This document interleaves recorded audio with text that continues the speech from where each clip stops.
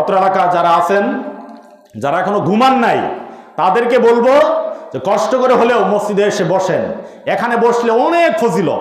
এখানে যারা বসে আছে তারা কত সৌভাগ্যের অধিকারী। আল্লাহ রাসূল সাল্লাল্লাহু আলাইহি ওয়াসাল্লাম বলছেন, যেখানে কোরআন এবং হাদিসের আলোচনা হয়, যেখানে কোরআন এবং হাদিসের আলোচনা হয়, হাফাতহুমুল মালায়েকা ওয়াশিয়াতুমুর রাহমা, সেখানে আল্লাহর রহমত দিয়ে ফেরেশতারা তাদের যেই ডানাগুলো রয়েছে এগুলা বিছিয়ে তারা একেবারে আসমান পর্যন্ত তারা চলে যায়।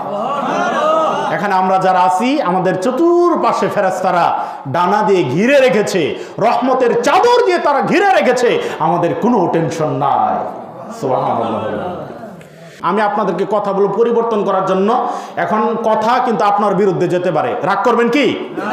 আপনার বিরুদ্ধে যদি যা রাগ করবেন, যদি রাগ করেন তাহলে আমি বলবো না, তাহলে আমার অনেক বিষয় আছে, আমি বিষয় ঘুরায় নিতে পারবো। কিন্তু যেখানে আপনার সমস্যা সেখানে যদি ওষুধ না দিয়া অন্য জায়গায় যদি ওষুধ দেওয়া হয়, এই ওষুধ কাজে লাগবে? আপনার ঘা হয়েছে এক জায়গায়, পায়ে ঘা হয়েছে, আপনি এখন হাতে মলম দিতেছেন, হবে? আপনার পায়ের ঘা ভালো হবে? এই জন্য সমস্যা যেখানে আপনার সমাধান করতে হবে কি ওখানে। আর অত্র এলাকা যারা আছেন, যারা এখনো ঘুমান নাই, তাদেরকে বলবো যে কষ্ট করে হলেও মসজিদে এসে বসেন। এখানে বসলে অনেক ফজিলত। এখানে যারা বসে আছে তারা কত সৌভাগ্যের অধিকারী।